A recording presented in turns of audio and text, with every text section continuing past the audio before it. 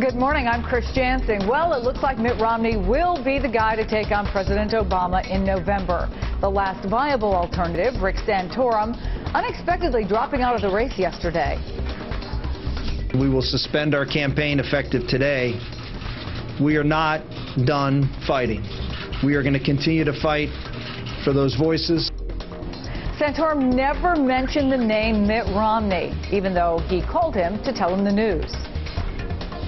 And I had the chance to speak with him this morning. We exchanged our thoughts about going forward, and we both have a great deal of interest in seeing the country take on a very different path. I want to bring in MSNBC contributor Karen Hunter and Roll Call's David Drucker. Good morning to both of you. Good morning. So Karen, does somehow Mitt Romney need to bring Rick Santorum into the fold? Does he need an endorsement? He couldn't even bring himself to say the name yesterday. Yes, he needs an endorsement. I'm not sure if he's going to get it. Really? It's a very, very nasty campaign, and I think there's some hurt feelings. And I think that if Mitt Romney really wants to win some of those swing states that are heavily conservative, which he really isn't, because, you know, the Etch-a-Sketch moment is coming, he's going to need Rick Santorum and that base, that Tea Party base that Rick Santorum carries in order to win. Let me play another little clip from Romney, again talking about the Santorum decision.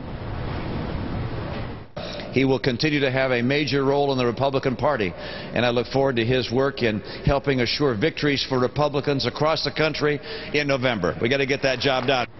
David, is that kind of code for, gosh, I hope he does endorse me soon?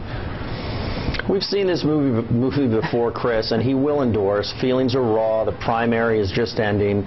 We talked about this 4 years with Barack Obama and Hillary Clinton, given the hard-fought battle that went all the way to June. Would they be able to unify? Would the party unify? Of course it did. And regardless of what Rick Santorum and Mitt Romney really think about each other, business is business. They will come together. Now, will voters and the conservative base that has been suspicious of Mitt Romney also come together? That's something we don't yet know yet, but it's too early as well to decide that that won't happen either. You know, one of the things I think, whatever you think of Rick Santorum's policies, what we saw yesterday is what I think made him this surprising candidate, which is he spoke from the heart. He does connect with people, Karen.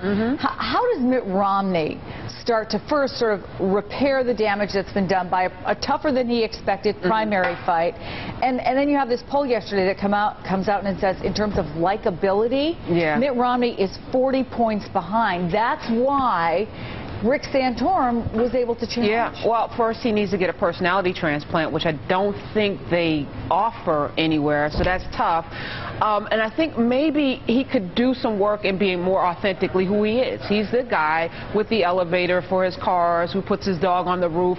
That's who he is. He's not the beer drinking, grits eating, wearing jeans and comfortable with a, stalk of wheat in his mouth. He needs to stop pretending that he's something that he's not and be who he is, and perhaps then people can feel more comfortable, because that's all that I think Americans feel, like he's a phony. Yeah, and I think, David, a lot of people have pointed out the fact it's not that Barack Obama is exactly going to the poorhouse. This is a guy who was the Harvard Review editor. He had a best-selling book. Obviously, his future is assured as a former president of the United States, whenever that will be, a year or 5 years from now.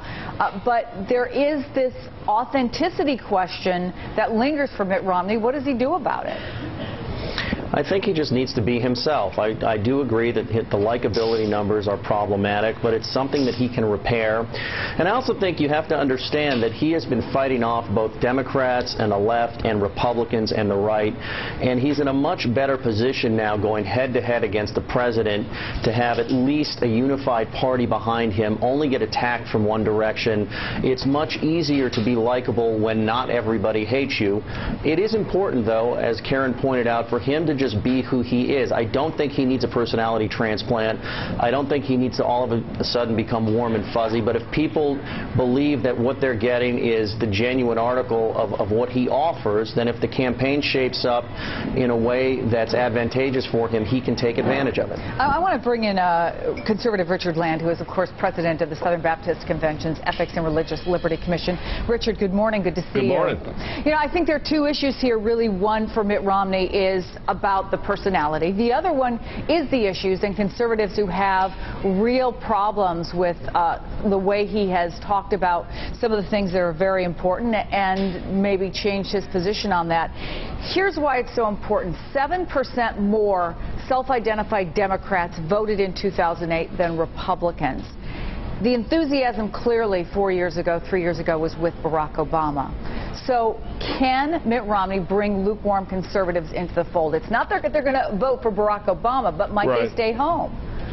Oh, well, I think there are things Romney can do to solidify the base, but I think they're going to pale in comparison to what Barack Obama has done. Barack Obama will guarantee an energized conservative base. Whatever concerns they may have about Romney are overshadowed completely by their growing terror of a second Obama term. Those comments to the Russian president are going to reverberate and reverberate and reverberate.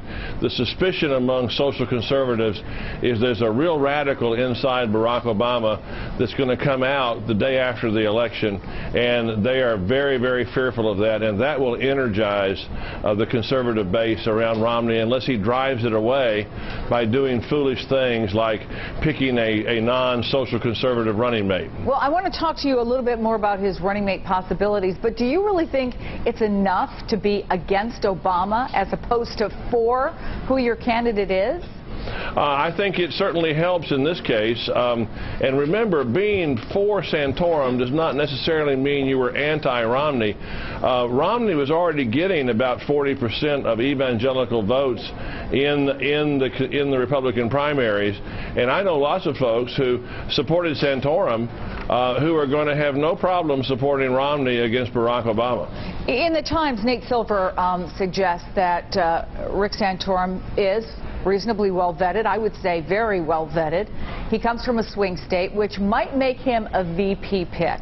I know that you've said maybe HHS secretary, but would it help him at this point to at least give signals that Rick Santorum would be part of this administration should Romney win?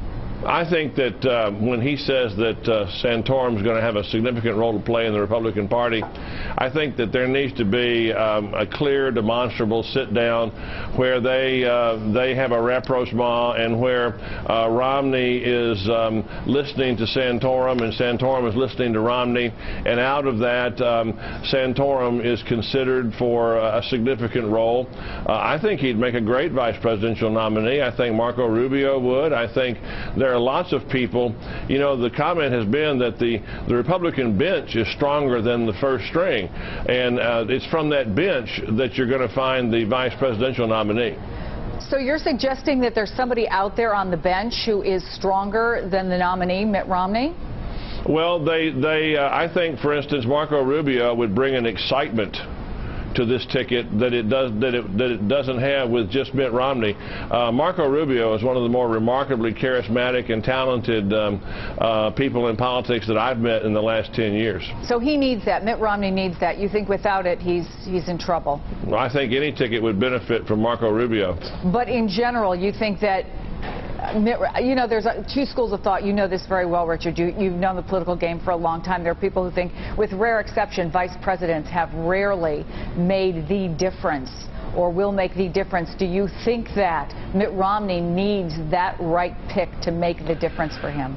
Well, I think this is the most important election for the future of the United States since 1860. And I remember the 1960 election, and Lyndon Johnson did make the difference by taking his home state of Texas. And I think this is going to be a very, very close election by a very evenly divided country. And Florida could be as decisive this year as Texas was in 1960. Richard Land, who seems to be putting his weight behind Marco Rubio, or at least I would say as one of his possibilities, along with Rick Santorum. It's always good to see you, Richard. We do appreciate you taking the time to talk to us. What did you hear there, Karen? Because I heard him saying that Mitt Romney has got to be careful. He needs some help. Did he say 1860? I wonder what side of the equation he was on then. Yeah, Marco Rubio. He keeps saying Marco Rubio because Florida is going to be an important swing state for the president. He won it last time, and it is in the balance this time. And Marco Rubio could possibly help Mitt Romney win Florida. But I think that, you know, that's not going to be his best pick, and he does need a very strong pick. But Marco Rubio is not the answer. They just want to win Florida. I get that. Even as we